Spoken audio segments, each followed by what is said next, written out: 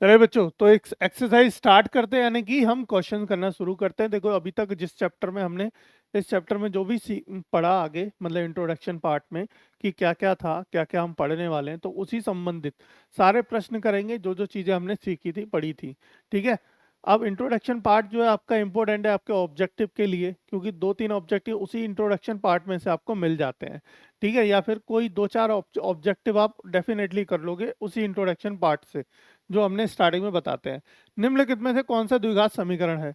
अब द्विघात समीकरण क्या होता है अभी हमने बता दिया था, लेकिन हमें चारों में से चेक करना है कि द्विघात कौन सा है।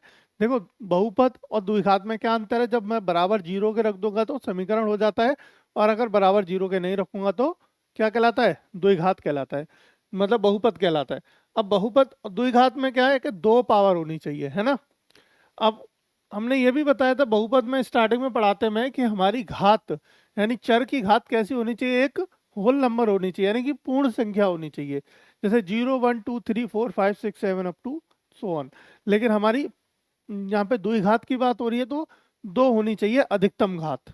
अधिकतम घात कितनी होनी चाहिए? दो। लेकिन यहाँ पे देखो x² - 3 अंडर रूट को हम क्या लिख लेते हैं? 1/2 प्लस 2 बराबर 0। तो यहाँ पे क्या आ गया? देखो पावर कैसी आ गई? एक फ्रैक्शन फॉर्म आ गई, यानी कि 0.5 ऐसा आ गया। 1/2 क्या हो गया? 0.5 हो गया, जो कि एक पूर्ण संख्या नहीं है। तो ये द्विघात समीकरण भी नहीं होगा। तो पहला तो नहीं है, क्लियर हो गई बात हमारी।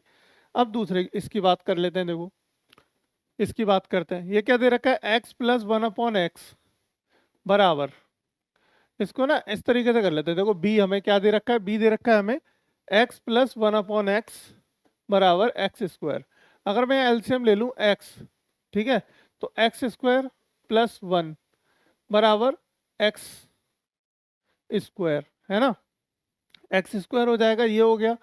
अब x² + 1 बराबर, इसको अगर उधर ले जाएं तो x³ हो जाएगा। तो इधर ले आए तो क्या हो जाएगा? x² + 1 - x³ बराबर 0। तो ये भी क्या हो गया? एक द्विघात समीकरण नहीं हुआ, क्योंकि यहाँ पे मैं अधिकतम घात कितनी आ गई? अधिकतम घात आ गई यहाँ पे 3। ऐसे समझ लो, है ना। अधिकतम घात कितनी आ गई? 3 आ गई। तो ये भी एक द्विघात समीकरण नहीं होगा। ये भी काट दो, इसको भी काट दो। अब देखो सी की बात कर लेते हैं। सी क्या दिया है? x² + 1/x² बराबर 5। देखो x², अगर मैं इसको ऊपर ले जाऊं तो क्या होगा? -2 बराबर 5, है ना। तो ये कैसे आ गई? नेगेटिव पावर, जो कि हमारी एक पूर्ण संख्या नहीं है, ऋणात्मक हो गई। तो ये भी पूर्ण संख्या नहीं है, तो ये भी हमारा बहुपद नहीं होगा, मतलब बहुपद नहीं, हमारा द्विघात समीकरण नहीं होगा ये भी। तो अब बचा है शेष ये।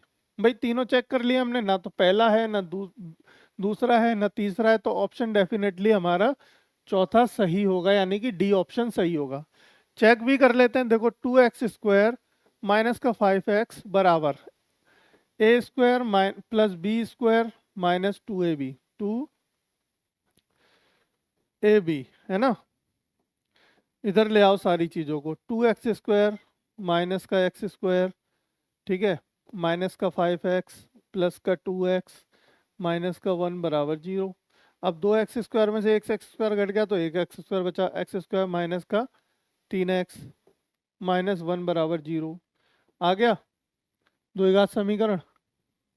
ठीक है, तो देखो ये क्या है? हमारा एक द्विघात समीकरण है, इसलिए हमारा ऑप्शन नंबर डी क्या होगा? राइट आंसर होगा। D is the right answer. ठीक है बच्चों, समझ आ गई बात? क्लियर हो गई हमारी?